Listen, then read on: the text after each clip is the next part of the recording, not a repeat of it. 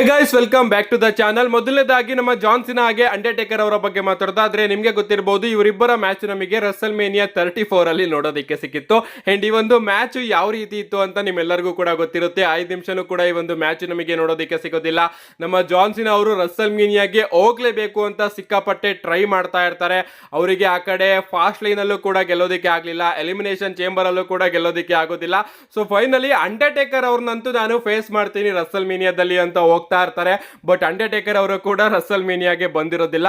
So ಆಗ ನಮ್ಮ John ಸಿನಾ ಅವರು ಆಡಿಯನ್ಸ್ ಜಾಗದಲ್ಲಿ ಕೂತ್ಕೊಂಡಿರ್ತಾರೆ. ಅಂಡ್ ಅದಾದ್ಮೇಲೆ ಅವರಿಗೆ ಇನ್ಫಾರ್ಮೇಶನ್ ಕೊಡಲಾಗುತ್ತೆ ಅಂಡರ್ಟೇಕರ್ ಅವರು ಬಂದಿದ್ದಾರೆ ಅಂತ. ಅಂಡ್ ಆಗ ನಮ್ಮ ಜಾನ್ ಸಿನಾ ಅವರು ಓಡೋಗ್ತಾರೆ, ರೆಸಲ್ ನ ಮಾಡೋದಕ್ಕೆ ಡ್ರೆಸ್ನೆಲ್ಲದನ್ನು ಕೂಡ ಹಾಕೊಂಡು ಬರ್ತಾರೆ. ನಮ್ಮ ಅಂಡರ್ಟೇಕರ್ ಅವರು ಕೂಡ ಬರ್ತಾರೆ.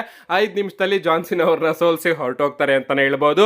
ಲಿಟರಲಿ 6 ತಿಂಗಳಿಂದ ಡಬ್ಲ್ಯೂ ಅವರು ಇಂಥ ಒಂದು ಮ್ಯಾಚ್ ನ ತೋರಿಸೋದಕ್ಕೆ ಜಾನ್ ಸಿನಾ ಅವ್ರನ್ನ ಬುಕ್ ಮಾಡ್ತಾ ಇದ್ರು ಡಬ್ಲ್ಯೂ ಕಂಪನಿಯಲ್ಲಿ. ಅಂಡ್ ಈಗ ನಮ್ಮ ಅಂಡರ್ಟೇಕರ್ ಅವರು ಒಂದು ಪಾಡ್ಕಾಸ್ಟ್ ಅಲ್ಲಿ ಈ ಒಂದು ಮ್ಯಾಚ್ ಬಗ್ಗೆ ಮಾತಾಡಿದ್ದಾರೆ ಅಂತಾನೆ ಹೇಳ್ಬಹುದು. ಅವ್ರು ಹೇಳ್ತಾರೆ, ನಾನು ಜಾನ್ ಸಿನಾ ಅವರ ಜೊತೆ ಮ್ಯಾಚ್ ಆಡಬೇಕು ಅಂತ ಗೊತ್ತಾದಾಗ ನಾನು ಒಂದು 30 ಮಿನಿಟ್ ಮ್ಯಾಚ್ ನ ಕೊಡ್ತೀವಿ, ನಾನು ಹಂಗಾಗುತ್ತೆ ಹಿಂಗಾಗುತ್ತೆ ಅಂತ ತುಂಬಾನೇ ಟ್ರೈನಿಂಗ್ ನ ಮಾಡ್ತಾ ಇದ್ದೆ. ಅಂಡ್ ಮ್ಯಾಚ್ ಗಿಂತಾನು ಕೂಡ ಮುಂಚೆ 45 ನಿಮಿಷ ನಾನು ಆ ಒಂದು ಮ್ಯಾಚ್ ಗೋಸ್ಕರ ಟ್ರೈನಿಂಗ್ ನ ಮಾಡ್ಕೊಂಡು ವಿನ್ಸ್ ಮೆಕ್ಮೆನ್ ಅವರ ಆಫೀಸ್ ಒಳಗಡೆ ಹೋದೆ.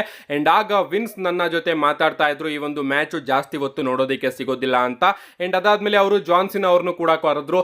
ಜಾನ್ ಸಿನಾ, ನೀನ್ ಈ ಒಂದು ಮ್ಯಾಚ್ ಅಲ್ಲಿ ಏನ್ ಮಾಡಬೇಕು ಅಂತ ಇದೆಯಾ, ನಿನ್ನ ಪ್ಲಾನ್ಸ್ ಏನು ಅಂತ ಕೇಳಿದಾಗ ಜಾನ್ ಸಿನಾ ಅವರು ಕೂಡ ಅದೇ ಹೇಳಿದ್ರು, ಈ ಒಂದು ಮ್ಯಾಚ್ ಅಲ್ಲಿ ಇನ್ನೇನ್ ತಾನೇ ಮಾಡೋಣ, ಬಾ ಅಂಡರ್ಟೇಕರ್, ನೀನ್ ನನಗೆ ಓಡಿ ನನ್ನನ್ನ ಪಿನ್ ಮಾಡು. ಅಂಡ್ ಅಷ್ಟೇ, ಮ್ಯಾಚ್ ಮುಗೀತು. ಅಂಡ್ ಆಗ ನನ್ನ ರಿಯಾಕ್ಷನ್ ಹೇಗಿತ್ತು ಗೊತ್ತಾ, ವಾಟ್ ದ ಫಕ್, ನಾನೇನೇನೋ ಅನ್ಕೊಂಡು 45 ನಿಮಿಷ ಅಲ್ಲಿ ತಯಾರಿ ಮಾಡ್ಕೊಂಡು ಬಂದಿದ್ದೀನಿ, ನೀನ್ ಬರೀ 5 ನಿಮಿಷ ಮ್ಯಾಚು ಅಂತ ಇದೆಯಲ್ಲ ಗುರು. ನಾವು ನಿಂತ್ಕೋತೀವಿ, ಸ್ಟೇರ್ ಡೌನ್ ನ ಮಾಡ್ತೀವಿ, ಒಂದು ಐಕಾನಿಕ್ ಮೂಮೆಂಟ್ ನ ಕ್ರಿಯೇಟ್ ಮಾಡ್ತೀವಿ, ಒಂದು 30 ನಿಮಿಷ ಮ್ಯಾಚ್ ನ ಕೊಡ್ತೀವಿ ಅನ್ಕೊಂಡು ನಾನು 45 ನಿಮಿಷ ತಯಾರಿ ಮಾಡ್ಕೊಂಡು ಬಂದ್ರೆ ಜಾನ್ ಸಿನಾ ಅವರು ಕೂಡ 5 ನಿಮಿಷ ಮ್ಯಾಚಿಗೆ ಓಕೆ ಅಂದ್ರಲ್ಲ. ಲಿಟ್ರಲಿ ನನಗೆ ಅರ್ಥ ಆಗ್ಲಿಲ್ಲ. ಅಂಡ್ ಅದಾದ್ಮೇಲೆ ಗೊತ್ತಾಯ್ತು ಜಾನ್ ಸಿನಾ ನನ್ನ ಬಗ್ಗೆ ಏನೇನೋ ಮಾತಾಡಿದ್ದ. ಅಂಡ್ ಅವನಿಗೆ ನನ್ನ ಮುಂದೆ ನಿಂತ್ಕೊಳ್ಳೋದಕ್ಕೆ ಒಂದು ರೀತಿ ಆಗ್ತಾ ಇತ್ತು. ಅದಕ್ಕೋಸ್ಕರ ಈ ಒಂದು ಮ್ಯಾಚ್ ನ ಸ್ವಲ್ಪ ಟೈಮಿಗೆ ಸೀಮಿತವಾಗಿ ಇಡಲಾಯಿತು ಅಂತ.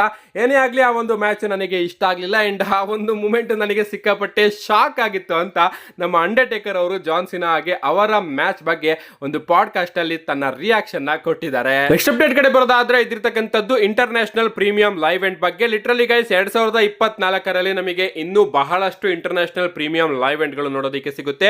ಯಾಕಪ್ಪ ಅಂದ್ರೆ ಡಬ್ಲ್ಯೂ ಅವರು ಈಗಾಗಲೇ UK, ಮೆಕ್ಸಿಕೋ, ಇಟಲಿ ಹಾಗೆ ಜಪಾನ್ಗಳಲ್ಲಿ ಹೋಗಿ ಇಂಟರ್ನ್ಯಾಷನಲ್ ಪ್ರೀಮಿಯಂ ಲೈವ್ ಇವೆಂಟ್ ಗಳನ್ನ ಮಾಡೋದಕ್ಕೆ ಆ ಕಂಟ್ರಿಗಳಲ್ಲಿ ಈಗಾಗಲೇ ಮಾತುಕತೆಗಳನ್ನ ರೆಡಿ ಮಾಡ್ಕೊಂಡಿದ್ದಾರಂತೆ. ಸೊ ನಮಗೆ 2026ರಲ್ಲಿ UK, ಮೆಕ್ಸಿಕೋ, ಇಟಲಿ, ಜಪಾನ್ಗಳಲ್ಲೂ ಕೂಡ ಇಂಟರ್ನ್ಯಾಷನಲ್ ಪ್ರೀಮಿಯಂ ಲೈವ್ ಇವೆಂಟ್ ಗಳು ನೋಡೋದಕ್ಕೆ ಸಿಗುತ್ತೆ. ಅಂಡ್ ಸದ್ಯದಲ್ಲಿ ನಾವು ನೋಡ್ತಾ ಇದೀವಿ, ನ್ಯಾಷನಲ್ ಪ್ರೀಮಿಯಂ ಲೈವ್ ಇವೆಂಟ್ ಗಿಂತ ಇಂಟರ್ನ್ಯಾಷನಲ್ ಪ್ರೀಮಿಯಂ ಲೈವ್ ಇವೆಂಟ್ ನಮಗೆ ಡಬ್ಲ್ಯೂ ಅಲ್ಲಿ ಜಾಸ್ತಿ ನೋಡೋದಕ್ಕೆ ಸಿಗ್ತಾ ಇದೆ.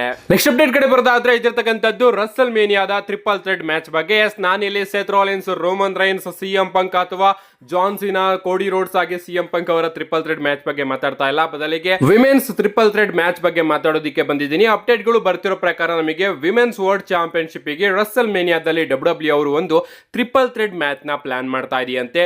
ರಿಯಾ Ripley versus Bianca Belair versus Iyo Sky ಅವರ ನಡುವೆ. ನನಗಂತೂ ಅರ್ಥ ಆಗ್ತಾ ಇಲ್ಲ ಗೈಸ್, ಎಷ್ಟು ಟ್ರಿಪಲ್ ಥ್ರೆಡ್ ಮ್ಯಾಚಸ್ ಗಳನ್ನ ನೀವು ಪ್ಲಾನ್ ಮಾಡ್ತಾ ಇದ್ದೀರಾ ಅಂತ. ಅಂಡ್ ಇದನ್ನ ಯಾವ ರೀತಿ ಪ್ಲಾನ್ ಮಾಡ್ತಾ ಇದ್ದೀರಾ ಗುರು? ಎಲಿಮಿನೇಷನ್ ಚೇಂಬರ್ ನ ಗೆದ್ದವರು ಡಬ್ಲ್ಯೂ ಚಾಂಪಿಯನ್ಶಿಪ್ ಗೆ ಹೋಗ್ತಾರೆ ಆ ಕಡೆ ಮೆನ್ಸ್ ಅಲ್ಲಿ. ಅಂಡ್ ಈ ಕಡೆ ಎಲಿಮಿನೇಷನ್ ಚೇಂಬರ್ ನ ಗೆದ್ದವರು ವಿಮೆನ್ಸ್ ಕಡೆಯಿಂದ ವಿಮೆನ್ ವರ್ಲ್ಡ್ ಚಾಂಪಿಯನ್ಶಿಪ್ ಗೆ ಹೋಗ್ತಾರೆ. ಸೊ ಹಂಗಾದ್ರೆ ಇಲ್ಲಿ ಟ್ರಿಪಲ್ ಥ್ರೆಡ್ ಮ್ಯಾಚ್ ನ ಅದು ನೀವು ಹೆಂಗ್ ಪ್ಲಾನ್ ಮಾಡ್ತೀರಾ ಅಂತ ನನಗಂತೂ ಅರ್ಥ ಆಗ್ತಾ ಇಲ್ಲ ಗೈಸ್. ಪ್ರಾಬಬ್ಲಿ ನಮ್ಮ ಇಯೋ ಸ್ಕೈ ಅವರು ಫೇಸ್ ಮಾಡೋದಕ್ಕೆ ಹೋಗ್ಬೋದು ರಿಯಾ ರಿಪ್ಲಿ ಅವ್ರನ್ನ. ಅಂಡ್ ಈ ಕಡೆ ನಮ್ಮ ಬಿಯಾಂಕಾ ಬ್ಲೇರ್ ಅವರು ಕೂಡ ರಿಯಾ ರಿಪ್ಲಿ ಅವ್ರನ್ನ ಫೇಸ್ ಮಾಡೋದಕ್ಕೆ ಹೋದ್ರೆ ಆ ಕಡೆ ಜೇಡ್ ಕಾರ್ಗಿಲ್ ಅವ್ರನ್ನ ಯಾರು ಅಟ್ಯಾಕ್ ಮಾಡಿದ್ರು ಅನ್ನೋ ಒಂದು ಪ್ರಶ್ನೆಯಾಗೆ ಉಳಿದ್ ಬಿಡುತ್ತೆ. ಅಫ್ಕೋರ್ಸ್ ಈಗ ಸದ್ಯದಲ್ಲಿ ನಮಗೆ ಪ್ರಶ್ನೆಗಳೇ ಜಾಸ್ತಿ ಕಾಣಿಸ್ತಾ ಇದೆ. ರಾಕ್ ಅವ್ರು ಯಾಕೆ ಬಂದ್ರು ಅನ್ನೋದಕ್ಕೂ ಕೂಡ ಪ್ರಶ್ನೆಗೆ ಉತ್ತರ ಸಿಕ್ಕಿಲ್ಲ. ಅಂಡ್ ಈಗ ಈ ಒಂದು ಪ್ರಶ್ನೆಗೂ ಕೂಡ ಉತ್ತರ ಸಿಗೋದಿಲ್ವಾ ಗೊತ್ತಿಲ್ಲ.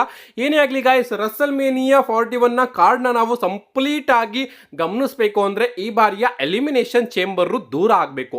ಅಂದ್ರೆ ಎಲಿಮಿನೇಷನ್ ಚೇಂಬರ್ ಮುಗಿದ್ಮೇಲೆ ನಮಗೊಂದು ಪ್ರಾಪರ್ ಐಡಿಯಾ ಸಿಗುತ್ತೆ ಈ ಬಾರಿಯ ರಸಲ್ ಮೇನಿಯಾಗೆ ನಮ್ಮ ಟ್ರಿಪಲ್ ಎಚ್ ಅವರು ಅದೆಂತ ಗಾಡ್ ಲೆವೆಲ್ ಕ್ರಿಯೇಟಿವಿಟಿನ ಯೂಸ್ ಮಾಡಿಕೊಂಡು ಗಾಡ್ ಲೆವೆಲ್ ಮ್ಯಾಚಸ್ ಗಳನ್ನ ಬುಕ್ ಮಾಡ್ತಾ ಇದ್ದಾರೆ ಅಂತ.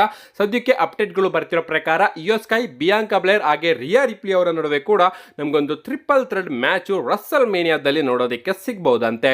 ನೆಕ್ಸ್ಟ್ ಅಂಡ್ ಫೈನಲ್ ಅಪ್ಡೇಟ್ ಕಡೆ ಬರೋದಾದ್ರೆ ಇದಿರ್ತಕ್ಕಂಥದ್ದು ನಾಳೆಯ ಸ್ಮ್ಯಾಕ್ ಡೌನ್ ಬಗ್ಗೆ. ನಾಳೆ ಸ್ಮ್ಯಾಕ್ ಡೌನ್ ಸಿಕ್ಕಾಪಟ್ಟೆ ಇಂಟ್ರೆಸ್ಟಿಂಗ್ ಸ್ಮ್ಯಾಕ್ ಡೌನ್ ಆಗ್ತಾ ಇದೆ, ಯಾಕಂದ್ರೆ ಆ ರೀತಿಯ ವಿಚಾರಗಳನ್ನ ಡಬ್ಲ್ಯೂ ಅವರು ನಾಳೆ ಸ್ಮ್ಯಾಕ್ ಡೌನ್ ಗೆ ಅಫಿಷಿಯಲ್ ಆಗಿ ಅನೌನ್ಸ್ ಮಾಡಿದ್ದಾರೆ. ಮೊದಲನೇದಾಗಿ ನಮಗೆ ನಯೋಮಿ ಹಾಗೆ ಚೆಲ್ಸಿಯಾ ಗ್ರೀನ್ ಅವರ ನಡುವೆ ಒಂದು ಸಿಂಗಲ್ಸ್ ಮ್ಯಾಚ್ ನೋಡೋದಕ್ಕೆ ಸಿಗ್ತಾ ಇದೆ. ವಿಮೆನ್ಸ್ ಎಲಿಮಿನೇಷನ್ ಚೇಂಬರ್ ಗೆ ಕ್ವಾಲಿಫೈಯಿಂಗ್ ಮ್ಯಾಚ್.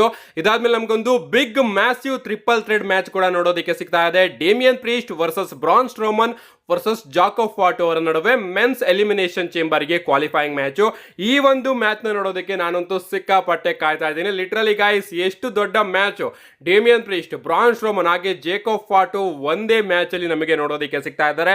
ನೋಡೋಣ ಈ ಒಂದು ಮ್ಯಾಚ್ ಅಲ್ಲಿ ಯಾರು ಗೆದ್ದು ಎಲಿಮಿನೇಷನ್ ಚೇಂಬರ್ ಗೆ ಕ್ವಾಲಿಫೈ ಆಗ್ತಾರೆ ಅಂತ. ಅಂಡ್ ಸೊಲೋಸಿಕೋವ್ ಅವರ ಇನ್ವಾಲ್ವ್ಮೆಂಟ್ ಏನಾದ್ರೂ ಈ ಒಂದು ಮ್ಯಾಚ್ ಅಲ್ಲಿ ಇರುತ್ತಾ ಅನ್ನೋದನ್ನು ಕೂಡ ಕಾದ್ ನೋಡಬೇಕು. ಒಟ್ಟಿನಲ್ಲಿ ಈ ಒಂದು ಮ್ಯಾಚ್ ನ ನೋಡೋದಕ್ಕೆ ನಾನಂತೂ ಸಿಕ್ಕಾಪಟ್ಟೆ ಕಾಯ್ತಾ ಇದ್ದೀನಿ. ಇದಾದ್ಮೇಲೆ ನಮಗೆ ಸ್ಟಿಫನಿ ಸ್ಟಾರ್ಟನ್ ಹಾಗೆ ನಾಯಾ ಜಾಕ್ಸ್ ಅವರ ನಡುವೆ ಡಬ್ಲ್ಯೂ ವಿಮೆನ್ಸ್ ಚಾಂಪಿಯನ್ಶಿಪ್ ಗೆ ಒಂದು ಸಿಂಗಲ್ಸ್ ಮ್ಯಾಚ್ ನೋಡೋದಕ್ಕೆ ಸಿಗ್ತಾ ಇದೆ. ಸೊ ಈ ಮೂರು ವಿಚಾರಗಳನ್ನ ಡಬ್ಲ್ಯೂ ಅವರು ನಾಳೆ ಸ್ಮ್ಯಾಕ್ ಡೌನ್ ಗೆ ಅಫಿಷಿಯಲ್ ಆಗಿ ಅನೌನ್ಸ್ ಮಾಡಿದ್ದಾರೆ. ಇದಲ್ದಲೇನು ಕೂಡ ನಾಳೆ ಸ್ಮ್ಯಾಕ್ ಡೌನ್ ನಲ್ಲಿ ನಮಗೆ ಮೆನ್ಸ್ ಎಲಿಮಿನೇಷನ್ ಚೇಂಬರ್ ಮ್ಯಾಚ್ ನ ಬಿಲ್ಡ್ ಅಪ್ ನೋಡೋದಕ್ಕೆ ಸಿಗಬಹುದು. ಅಷ್ಟೇ ಅಲ್ಲ ಗೈಸ್, ಕಳೆದ ಸ್ಮ್ಯಾಕ್ ಡೌನ್ ನಲ್ಲಿ ತಾನೇ ನಮ್ಮ ಸೋಲೋ ಸಿಕೋವ್ ಅವರ ರಿಟರ್ನ್ ನಮಗೆ ನೋಡೋದಕ್ಕೆ ಸಿಕ್ಕಿದೆ. ಸೊ ಪ್ರಾಬಬ್ಲಿ ನಾಳೆ ಸ್ಮ್ಯಾಕ್ ಡೌನ್ ನಲ್ಲಿ ನಮ್ಮ ಸೋಲೋ ಸಿಕೋವ್ ಅವರು ಮತ್ತೊಮ್ಮೆ ಬಂದು ಒಂದು ಪ್ರೋಮೋನ ಕಟ್ ಮಾಡಬಹುದು. ಅಂಡ್ ತಾನು ಯಾಕೆ ಕೋಡಿ ರೋಡ್ಸ್ ಅವರ ಮೇಲೆ ಅಟ್ಯಾಕ್ ಮಾಡಿದೆ ಅಂತ ರೀಸನ್ ಕೂಡ ತಿಳಿಸಬಹುದು.